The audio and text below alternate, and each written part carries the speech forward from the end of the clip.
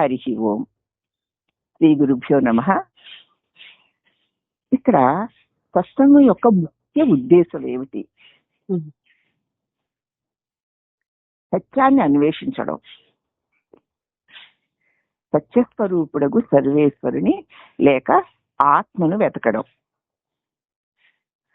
సత్యాన్ని అన్వేషించడము, సత్యాన్ని బోధించడమును సత్సంగం యొక్క ముఖ్య ఉద్దేశం. సత్యాన్ని వెతికి సత్యాన్ని పొందిన వాడు సత్యాన్ని బోధిస్తుంటాడు. అంతే అంతే.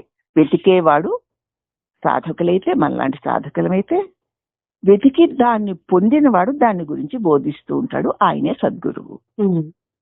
ఇక ధర్మాన్ని వెతకడం అంటే ధర్మాన్ని అనుష్ఠించడమును, తను అనుష్ఠించిన ధర్మాన్ని బోధించడమును. ఇదే ధర్మానుష్ఠానం అంటే. ఇక దుఃఖం యొక్క కారణాన్ని కనుక్కోవడం. ఏమిటంటే దుఃఖము నుంచి తరించడం, దుఃఖ తరుణోపాయాలను బోధించడం. ఎవరైతే దుఃఖం నుంచి తరిస్తారో వారు తాము ఏ పద్ధతిలో దుఃఖాన్ని నుంచి తరింపబడ్డారో ఆ పద్ధతిని దుఃఖానికి తరించాలి అనుకునే వారికి బోధిస్తూ ఉంటారు. అదే సత్సంగం యొక్క ముఖ్య ప్రయోజనం. ఇదిగో ఈ పావన కాలాన్ని వ్యర్థం చేసుకోవద్దు. ఇప్పటి ఈ వర్తమానమే పరమ పవిత్రమైన పావన కాలము. కాలచక్రము ఒక్క నిమిషమైనను ఆగక పరిభ్రమిస్తోంది కదా. కాబట్టి నీ కోసం ఇవ్వబడినటువంటి వర్తమానాన్ని నువ్వు ఏ మాత్రమూ వ్యర్థము చేసుకోకు. మార్పు లేనిదేదో దానినే సనాతనము అంటారు. ఇక్కడ మార్పు లేనిదేది ఆత్మ. ఆత్మకు మార్పు లేదు. కాబట్టి జ్ఞానులు అంతర్యామియగు దైవములో సదా నిలుకడ కలిగి ఉండుట చేత ప్రకృతికి పరులైపోయారు. జ్ఞానులందరూ కూడా తమ స్వరూపమైన మార్పు లేని ఆత్మయందు సదా నిలకడ, ఆ ఆత్మయే దైవము, దాని యందు సదా నిలకడ కలిగి ఉండడం చేత ప్రకృతికి పరులయ్యారు. ప్రకృతి అంటే పరుడైన పురుషోత్తముడు, అతనినే ఆశ్రయించి ఉన్నారు. కాబట్టి ప్రకృతి యొక్క మార్పుల్లో ఏ మార్పులు చెందని సత్యాత్మ స్వరూపులయ్యారు. అందువలనే వారికి సన్యాసులు అని పేరు వచ్చింది. సదా తన వస్తువు ఆత్మయే అని గ్రహించి దాని యొక్క శుద్ధి కొరకు ప్రయత్నించండి.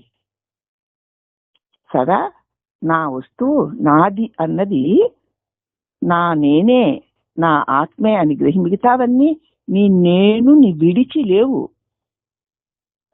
సదా నా సద్వస్తువు నా ఆత్మయే అని గ్రహించినప్పుడు దాని యొక్క శుద్ధి కోసం ప్రయత్నించాలి. ఎందుకేమో నాది అనుకున్నటువంటి మాలిన్యంతో నా శుద్ధ బుద్ధ స్వరూపమైన ఆత్మను అజ్ఞానం వల్ల మలినపరుచుకున్నాను. ఇదేది నేను కాదు, నాది కాదు, నేను శుద్ధ శాశ్వత ప్రకాశాన్ని అని నీ ఆత్మస్వరూపంలో ఉన్నటువంటి అజ్ఞానాన్ని శుద్ధి చేసుకోవడం కోసం ప్రయత్నించాలి. దానికి సంబంధించిన జ్ఞానము కోసమే పాటుపడాలి. ఎంతసేపు నీ ఆత్మశుద్ధి కోసం పాటుపడాలి తప్ప మరి దేహం కోసం, దేహ వ్యవహారాల కోసం ఈ సమయాన్ని వృధా చేసుకోకూడదు. ఎందుకంటే సత్యస్వరూపుడు అగు దేవుడు నిత్యుడై చూస్తూనే ఉన్నాడు.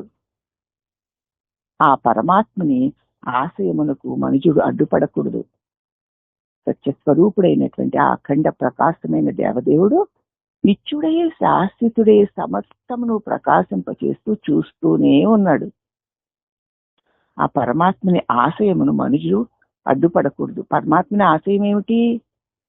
అంతా ఆయన యందే, ఆయనదే అయి ఉండగా అజ్ఞానులమైన మనము నేను నాది అన్న భ్రమలో చిక్కుకుపోతుంటే, బాధలు పడుతుంటే దాని నుంచి మనము విడుదల పొంది ఆయన నిజ సుఖాన్ని పొందాలి అనేదే పరమాత్మ యొక్క ఆశయం.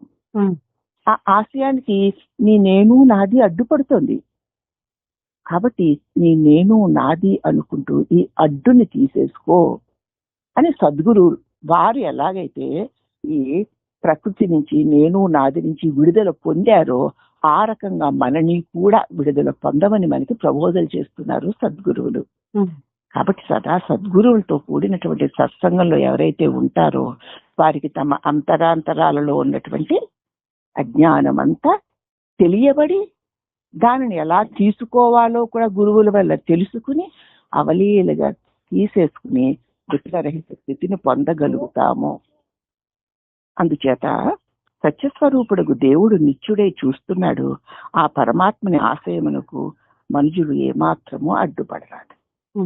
అడ్డుపడకుండా ఉండాలంటే నేను నా అంతా పరమాత్ముడే అయి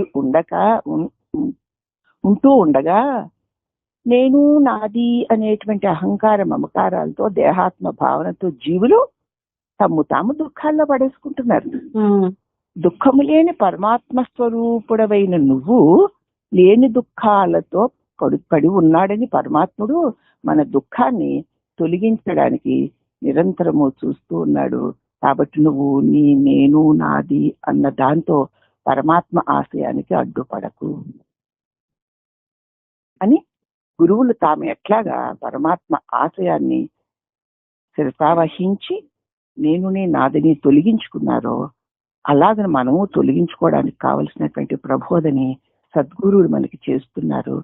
కాబట్టి సత్సంగమును చెందిన వారు జన్మల నుంచి విడుదల పొంది తీరుతారు అని అభయాన్నిస్తున్నారు గురుదేవులు. ఓం నమః.